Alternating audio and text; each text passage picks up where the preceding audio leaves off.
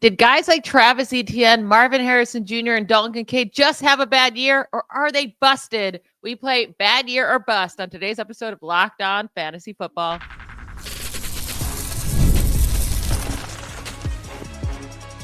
You are Locked On Fantasy, your daily NFL fantasy podcast. Part of the Locked On Podcast Network, your team every day. Welcome into the Locked On Fantasy Football Podcast. Thank you for making us your first listen every day. I'm one of your co-hosts, Michelle Magdziuk, and when I'm not doing this, I'm a researcher and fantasy analyst with NFL Network.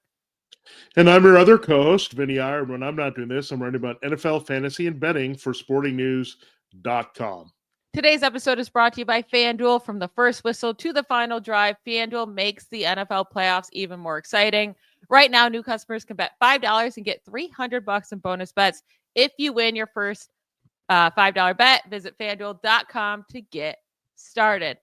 All right, so last Wednesday, we did kind of the opposite of what we're going to do today. We talked about guys who had really good years, and we said, were they one-hit wonder or here to stay? Now we're going to do the opposite and talk through some guys that had really bad years and say, was it just a down year, or are they busted from being good fantasy assets? Let's start at the running back position here with two guys in Travis Etienne and Rhamondre Stevenson, both very bad years for them. Much more worse, though, for Travis Etienne. So let's start with him. He's just about to turn 26 years old. We're a year removed from him being a very good fantasy asset, right? He was a running back 6 in points per game in 2023, going into a contract year. But Liam Cohen just dropped out of the race for the Jaguars head coaching job. Yay for Baker and Bucky Irving. But what is going to change now for the Jaguars to help Travis Etienne for fantasy and his production? Yeah, and the other thing that happened this season with Tank Bigsby, he was the more trusted back down the stretch for this team. They kind of used him a lot more than we thought after Etienne's big season last year. And it wasn't big, it was a lot of scoring dependent. Let me readjust that here to say that it wasn't all that impressive. Like he got in the end zone, it was good for fantasy. So we should have maybe seen this coming. It was not like either of us were all that excited to go after him this year. So look, Bigsby, I didn't think you were going to get a lot out of him, but he did a little bit to have some value and flashes at some point this year. Now, it's a new coaching staff regardless, right? I mean, you had Doug Peterson and Press Taylor in there, and Etienne couldn't get going for them. Now, you can look at it two ways. A new coach comes in and says, okay, we're going to start fresh, and we're going to use you the way you're supposed to in the receiving game and kind of adjust your role a bit. Or you can look at it this way as Etienne just has been disappointing, and he just won't look for new coaching staff. When somebody evaluates all the film, they'll say, hey, Tank Bigsby was the better looking back here.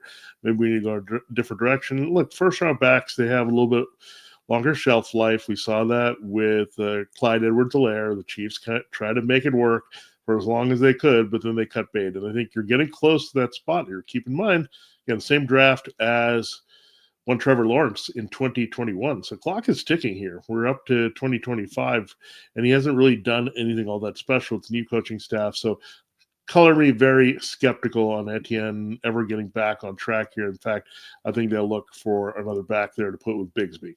I do think he's busted in Jacksonville.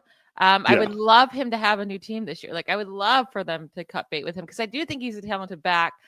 He needs to be given more volume. He's explosive, right? And if he was behind a better offensive line, I think he'd be really great. But he was working behind the Jaguars. They ranked 26 in run blocking grade this year per PFF. I just want him to change teams, and maybe a new play caller will help him. But like Tank Bigsby's not good. I don't know what that team's doing with using him over. I don't know. And it's not like Etienne was great either. I think he gave up on his team this year too, which is not ideal. Yeah. He wasn't really trying much out there this year with how bad they were. I would love him to change teams, and I would be on board with him getting back in fantasy. But as long as he's with the Jaguars, I think I got to stick with busted, and I'll change my mind if he changes teams, or maybe if they get a great offensive play caller in there. Now, Rhamondre Stevenson, it's been a couple bad years for him in a row now after his good 2022 season, but the Patriots did extend him this past offseason, and he was working behind the worst ranked run blocking, according to PFF in the league. Now he gets Josh McDaniels back there, OC. I mean, they're trying to just go back to the Josh McDaniels thing, but I mean, the last time he was there with Mac Jones, that offense was rolling, right? Mm-hmm. In 2021, and Mac Jones was a rookie, and that was by far Mac Jones's best year. So maybe that helps Drake May. It can help this whole offense, but they need to fix their their offensive line, and also Stevenson. Fourth round pick. He's been in the league for a bit. Do they move on from him and kind of try to find an upgrade? I'm leaning towards busted for Rhamondre Stevenson as well. Yeah, I'm looking at Rhamondre Stevenson. I have a little bit more optimism because, again, this team was into him just a couple years ago. The Gerard Mayo, Alex Van Pelt era did not work. It was very short-lived, thankfully, and they weren't moving the ball. And I think they're just going to upgrade this offense. I think they will look at their offensive line as a key place to tick up, as well as receiving help, right, to spread the field a little bit more, open it up so they're not as predictable. Josh McDaniels is there. He kind of has an idea. This has been a very effective running team when he's been there. I don't think they'll force an Antonio Gibson. I think that was more of a Gerard Mayo statement to, like, I don't love Stevenson all that much, so we're going to do this and force this back in, who had no business being on the field early down. So I think the coaching adjustment will help. And it's interesting, yeah, sometimes the situations are really bad. I think with Etienne, it was bad. With Stevenson, it was bad. But there's some optimism now because we've got the tangible change ahead in New England, going back to something that worked and something that Stevenson would know. Where Etienne, I think, has to get out of that system. I always look at him, maybe he should go to the 49ers or something like that. They're going to have to reset their backfield.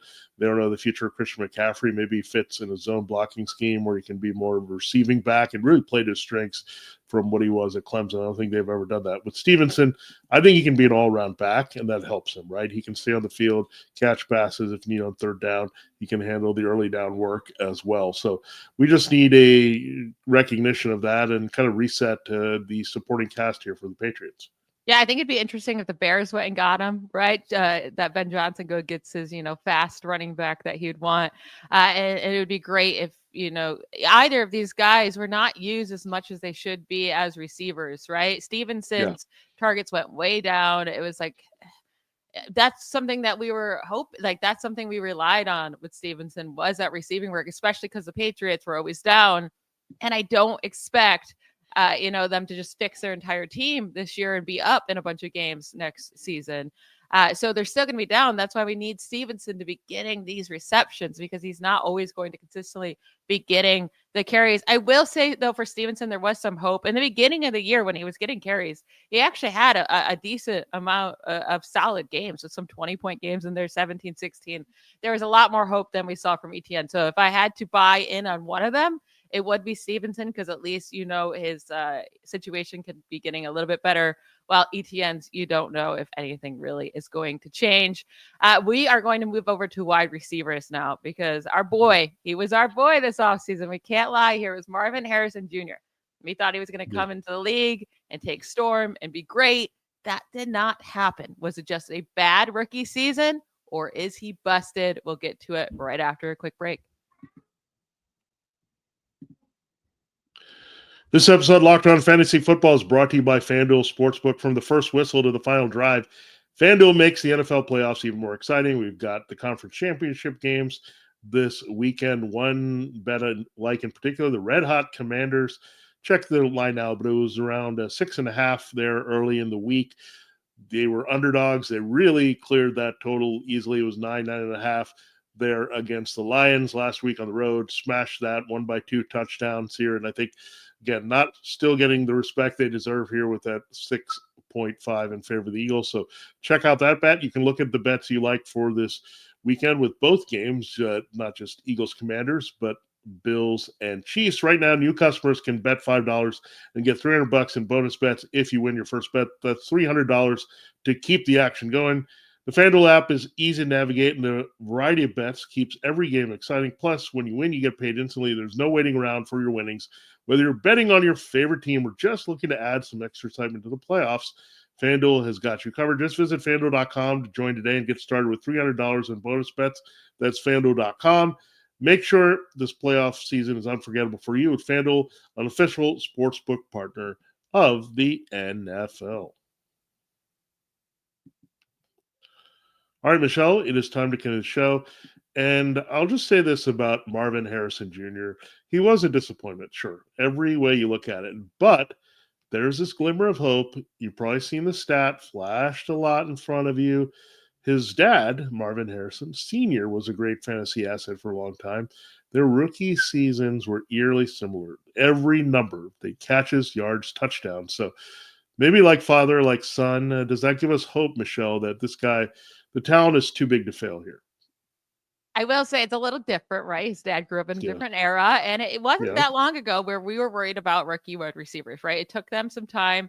It was really that 3 year where you were like, this is their third Mm-hmm. year, they're going to break out. That's not really the case anymore, right? Rookies break out. Typically, if you struggle as a rookie, it's not a great chance that you're going to come back awesome moving forward. But I mean, Marvin Harrison Jr. is too good of a talent to give up right now. Yeah. My biggest concerns, there's two. That Drew Petzing is still there, and he's going to stay as OC. So Mm. you're not changing any of your coaches' staff. You're not changing your quarterback, right?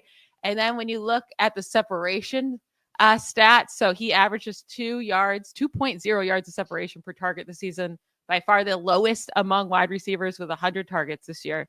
Only guy under 2.3 average yards per target. And the other guys in the bottom six are, I mean, these are good names. It's George Pickens, T. Higgins, Drake London, Cortland Sutton, and Mike Evans. But the thing those five have in common are they're all amazing contested catch monsters, right? And I don't know if you're going to have that from Marvin Harrison Jr. You don't expect him to struggle this much getting separation. I think he'll work on his craft this offseason, hopefully fix that, work on his route running. I'm not willing to say he's a bust yet. And I think maybe he'll be a really good value next year because people will be so far off of him. Yeah, if you look at the prototypical elite wide receiver right now, they're Jamar Chase and Justin Jefferson, like the 6'1", kind of lanky, quick guys that are tough, that can get open if you run them inside or outside. They just are really good at running routes and getting themselves open, even in the toughest of coverage. Now, these bigger receivers can struggle a bit. We've seen it to some degree. We'll talk about one here coming up, but A.J. Brown in the playoffs, right? They're limited to the outside. They got to just kind of use their body and break through double teams. It's going to be hard. Definitely, we saw Marvin Harrison Jr. see a lot of double teams because there was not a lot else there other than Trey McBride at tight end. They were fine opponents letting him beat them. Like, take your chances with the other receivers. Kyler Murray was kind of ineffective. That also hurt. Marvin Harrison Jr., a lot of games where Kyler just didn't look good, and then you really have a number two to deflect there. So maybe getting a number two will be helpful. We'll see what they do if they go after a T. Higgins or look in the draft again, not in the first round high again, but maybe a second round, try to get him a number two that's pretty good. That would take some pressure off him. McBride should have done that, a little bit of that, but that didn't quite happen there for him this year. So when I look at Marvin Harrison Jr., the pedigree is there, the talent is there. Look, it's just been the bad breaks that you've had with Chris Olave and Garrett Wilson. Jackson Smith-Njigba came on. All these receivers from Ohio State are super talented. They've had a few setbacks in different ways, but I think Harrison can overcome, and this is not like an indictment on this system at all. I think you'll see more Buckeyes do it. You'll see Harrison, these guys back on track, and then you can expect that with Emeka Egbuka and Jeremiah Smith coming up. They're just too good, too talented to fail in the NFL, especially with their skill set. Yeah, it definitely was disappointing, especially what we saw from the other wide receivers of Malik Neighbors and Brian Thomas Jr. And they did it with way worse quarterbacks. So I don't want to just be like, oh, Kyler Murray didn't do it for him. It's like, okay, well, if the other guys can figure it out with, Drew Lock and I don't know, Daniel Jones and, just Mac Jones, then Marvin Harrison Jr. should have been able to figure it out. It did not happen, but I'm going to give him another year before I say busted. That's for sure. Now, DK Metcalf, I want to talk about him. He didn't hit 1,000 yards. It was his fewest receiving touchdowns ever in a season in his career with 5. But they're changing offensive coordinators, so maybe that's good. He only just turned 27 years old. I think with him, his 2020 season, which was a long time ago now, has made him always go way too early in drafts, right? People hear the name DK Metcalf, he's going too early, and I think his expectations are just too high. I think he should be thought of as a low-end wide receiver too. I don't think it'll be as bad as it was this year with the 5 touchdowns. Like if you can get back to 8 to 10, he's going to score 12 fantasy points per game. He had the same amount of targets, receptions, receiving yards per game than he had in 2023. Like basically all the same. It's just a little bit lower yards per reception and 3 fewer touchdowns. So I think he just needs to be thought of as a low-end wide receiver too. I don't think that means you're busted. It just means you're not an elite fantasy asset. Yeah, you don't want to overdraft him going forward. And Tyler Lockett kind of faded, and we knew that was coming at some point. It came this year. Jackson Smith-Njigba was rising. We knew that was coming at some point, right? He was a first-round pick. So the torch was kind of passed there. And Geno Smith was really locked into throwing in the middle of the field and JSN quite a bit. They developed chemistry well. I think the Geno and DK chemistry was a little bit off, especially in downfield connections. And this is the guy I was talking about, physically imposing. You also look at it, it's not just his stats. Everyone looks at him, he's sculpted. He's the perfect specimen of a wide receiver, but in the end, you got to catch the ball. You got to connect with your quarterback. You got to run better routes and get yourself open. And the just can't be a vertical threat who catches a few balls and uses your size in the red zone, right? You got to do a lot more than that. I mean, these type of receivers are not going to get it done as easily. They're just not going to dominate the way we just had with like Randy Moss or Terrell Owens. It's more, you got to be precise with your routes. You got to have good hands and all that good stuff. So DK Metcalf, I think he's on a downswing for sure. I don't think you can think he has a lot of upside. I think Jackson Smith-Njigba would be the Seahawks receiver I'd want most, but he still is there. He's a solid number 2 that you're going to look at a lot of teams. I think if you had a quarterback change at some point, I think that actually would help Metcalf as well downfield. Yeah, I mean, sooner or later, like how much longer are they going to go with Geno Smith, right? Yeah. Geno Smith is fine. I'm sorry, he's never carrying you deep into a playoff run. He's never winning you a Super Bowl. So I know, like, Geno Smith does look, he's a fine quarterback, but if you want to actually have a run, I think they're going to move on from him sooner rather than later. And I do think, I mean, depending on who they bring in, that would be a good thing for DK Metcalf. Now, Tyreek Hill and Jalen Waddle, both really bad down years for them, especially like for Tyreek Hill with his expectations, with him putting up nearly 1,800 yards and 13 touchdowns in 2023, and then coming back this year playing a full 17 games and 959 receiving yards and 6 touchdowns. Jalen Waddle, his worst year by far with 744 yards and 2 touchdowns. He's just never been a touchdown scorer. Tyreek Hill, I think, still has to have. I don't think the cliff just happened like that, right? He's only 30, and he'll be 31 next year, and it's getting close to the scary range. I don't think he's there yet. I do think his season started in a very crazy way with getting taken down by the police and having this, he just had surgery on his hand, was it his wrist or whatever. I don't know if he was just dealing with that injury. The whole Dolphins were a mess this year. I think Tyreek Hill just had a down year. I don't know if he's ever going to go back up to 1,800 yards, but I can see him next year coming right back with 1,400 yards, 10 touchdowns. Jalen Waddle, though, on the other hand, I don't ever want to take this dude. I think he is exactly who he is. Not a touchdown scorer, 1,000-yard receiver maybe. He gets hurt all the time. I feel like he's just like Jarvis Landry, just a little bit faster, but he doesn't put up any more production. Yeah, good call back to another Dolphins receiver who caught like passes that were extended handoffs at one point. Yeah. But Jalen Waddle was very useful before Tyreek Hill arrived. And what's happened is a 1-2 punch to take down Jalen Waddle. I'll start with him first. Look, I think the Dolphins offense suddenly got super compressed and conservative. Maybe they were afraid of Tua getting hit and like everything was quick for Tua. Like, don't hold the ball too long. That's why his completion percentage is high. When he got hurt again, they're like, okay, we got to go back to this. They just kind of got gun shy. And last year he stayed healthy through the whole season. So what happened? You had a lot of dump offs to Devin Achane. You had a lot of passing to Jonnu Smith when they didn't use the tight end nearly as much in previous years. So what does that do? Shorter pass to Jonnu Smith and Devin Achane. That takes away the key Waddle opportunities, what he was doing before. And if Waddle's not getting downfield, then he's not going to have a lot of fantasy value. Now, Tyreek Hill is more of a conundrum to me because is he kind of starting to decline with his age starting to show and the speed is slowing down? Or was he just getting disinterested in being a Dolphin? All of a sudden, is it more mental? Is it more physical? I'm not sure. Like, I'm wondering if the Dolphins will think about shopping him a little bit. It'd be crazy if he went back to the Chiefs. I would not rule that out, the way the Chiefs need some help here.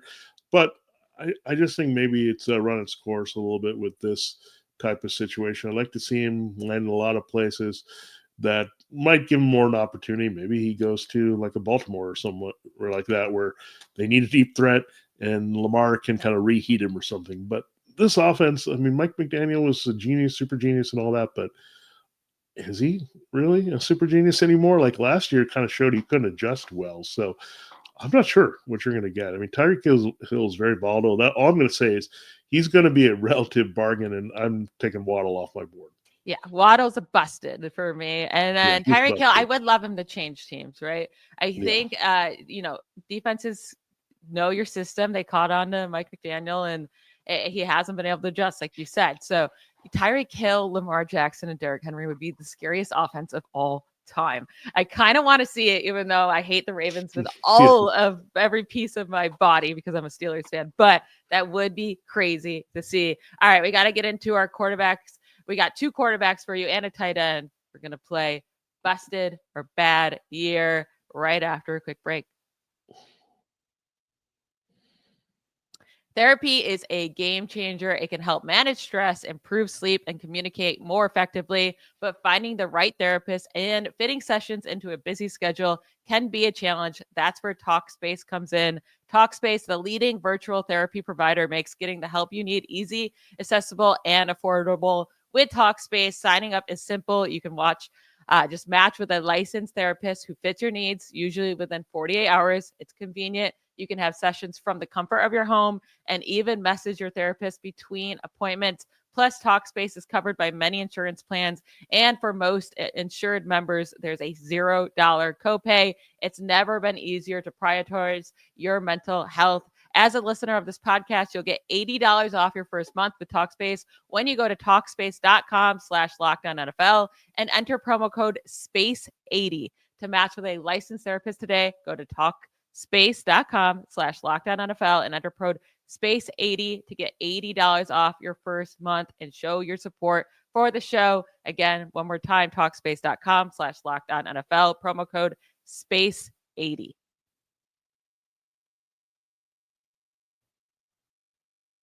There is one very clear bad busted quarterback this year, and it was C.J. Stroud, right? Everyone was so excited after his first year. People were drafting him high, and it was a really, really, really bad fantasy year for him.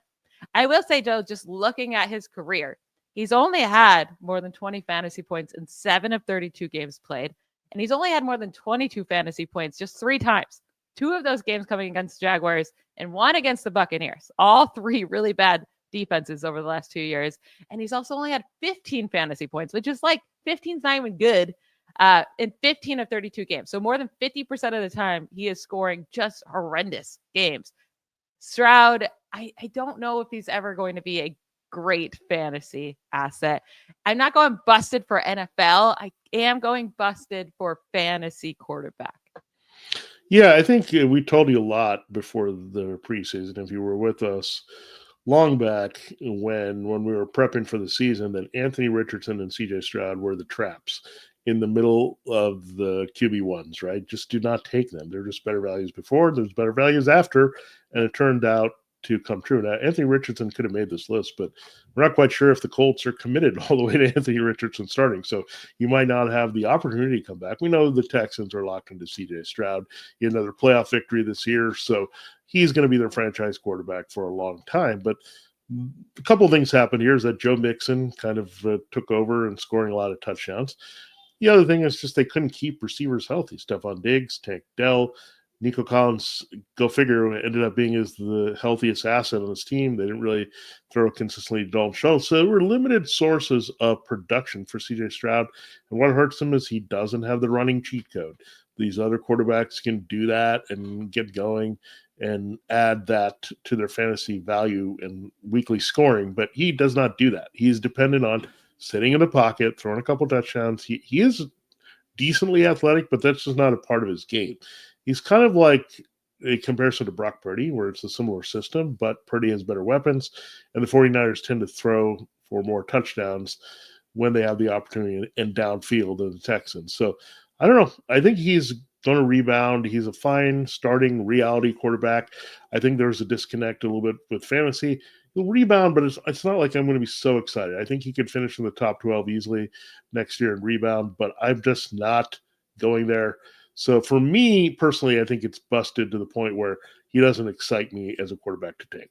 Yeah, and he can be like a Kirk Cousins or a Jared Goff in the way, right. Like if he lands in a great, or Baker Mayfield, if he lands with a great play caller, that could be awesome. We thought Right. Bobby Slowick might be that last year, right? Come in with this rookie and oh my God. But Bobby Slowick was a bad play caller this year. Bad. It was a run He's on very first and bad, second down every time. And to just hope that Stroud can get you out of third and long. It was a brutal play call. So and he's going to stick around, it seems like, as a play caller for next year too. So if Stroud can land in a great system with, a great play caller, he can have a couple good fantasy seasons here or there. But overall, as a fantasy asset, I don't think he's ever going to be one of those elite fantasy assets. Another guy, Jordan Love, big bust year for him. He's never hit 30 fantasy points in a week in his career. I was actually shocked by that. Now, he has been a little bit more consistent overall than Jordan Love. He's hit 20 fantasy points in 11 of 32 games, 34% of his games. He's hit at least 15 fantasy points in 21 of 32 games, so 66% of games. But again, he's another guy that just does not run very often. He could. That's what's confusing. But he's never had a 40 rushing yard game, which again, shocker. He does play in a great system, though. So I think if he gets the weapons, like if he gets a true wide receiver one, and he would just take off and run sometimes, there is potential for him to be a really good fantasy quarterback. He just needs to take that next step, and they need to get him more weapons. Yeah, I mean, he was another guy finished in the top 12 in 2023 with C.J. Stroud that fell off here. And part of the reason was he was hurt early in the season. That also contributed a lot, where Malik Willis had to start. Then we saw Willis again late. And then the other thing is the receivers were just a letdown here. Jane Reed regressed. You didn't really get much from Christian Watson and Romeo Doubs in the way of health and reliable health to be out there. Then they had that benching of Doubs in the middle of the season. So there was a little continuity here. Then you lost Luke Musgrave, and then you had to figure it out with Tucker Kraft. So a lot of questions. And then the Packers said, okay, he's struggling. Our quarterback's in a slump. Let's run Josh Jacobs into the ground and play better defense and do this. And then he lost all those rushing touchdowns, right? Jordan Love lost them to Jacobs. They weren't putting him there, and that's what padded his numbers to put him over 30 scores the year before. So, and then you look at another thing, Michelle, why he doesn't always have those big games. He always has to throw a few interceptions. You got to deal with that. So he gets a minus or he'll lose a fumble. So he probably could have done that if he didn't have these games where he'd have like 352 and 2 and lost fumble and like 4 sacks. Like if he didn't have those type of games, then he might be a bigger fantasy scorer. So I think the system is good enough for him to rebound. I mean, keep in mind, we've had some big years for Aaron Rodgers. That's a different quarterback, but it's still the Matt LaFleur system. We did just see it 2 years ago. So get him some receiving help, Green Bay.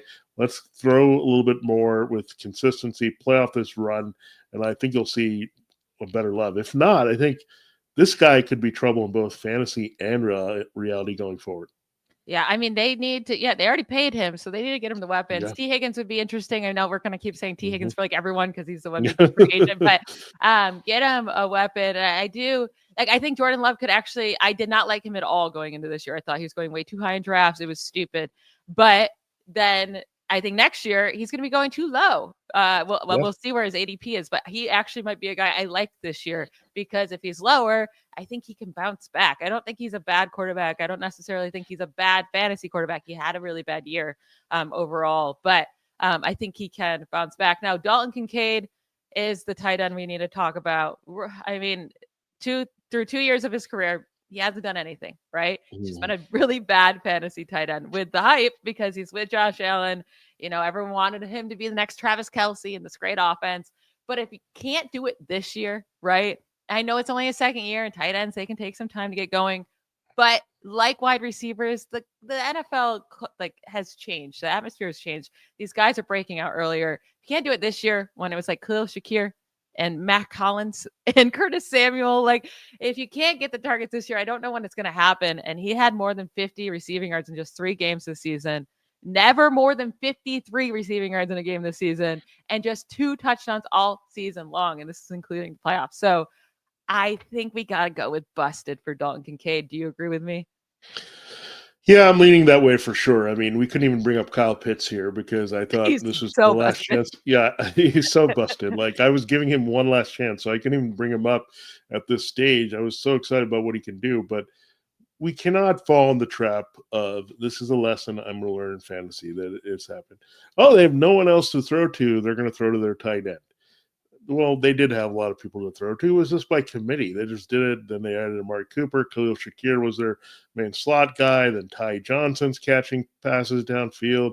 You got Keon Coleman when he was healthy, flashing. Curtis Samuel was catching short area balls. So they just did it by committee, basically. And it actually made them more interesting and hard to stop because you didn't know where Josh Allen was going to spread the ball around to. So you also had Dawson Knox, annoyingly not going away. So it was not like he had this position all to himself. So it was just disappointing for Dalton Kincaid again. Maybe they need to get him and just put him in as a wide receiver or something. Like he's a hybrid. I don't know. Look, Brock Bowers worked out. Trey McBride worked out as a young tight end to take early. So it's maybe more what we have at Kincaid than specifically taking tight ends early because it could actually work out with Colston Loveland and Tyler Ward. I expect both those guys to be in the first round next year. So again, it's just you have to be careful when you get these hybrid guys. I think Kincaid and Pitts, they're kind of cautionary tales for each other, right? Just because they have no one else, we had Darnell Mooney and who else emerged there, Ray McLeod, and these other guys popped up, and Kyle Pitts was kind of buried, right? Other guys are going to pop up, and if the tight end doesn't do the job, the quarterback is not going to force it to that player. And we've seen that with Kincaid, Pitts, and we'll probably see it with more young tight ends as we go forward. Beware of these, quote, hybrid type players because they cause a lot of problems. They do. So yeah, I mean, Kyle Pitts is so far busted. That's funny. Yeah. We couldn't even have him on here. That's really, really sad. And then Dalton Kincaid is following his footsteps, which is not ideal. That is it for today's show. We're going to get to our conference championship previews and talk through which players we like and don't like for DFS on tomorrow's show and Friday's show. We will talk to you then. Thank you for all making Locked On Fantasy Football your first listen every day. Give us that subscribe on YouTube or on whatever podcast app you're listening to us. Talk to you tomorrow. Bye, y'all.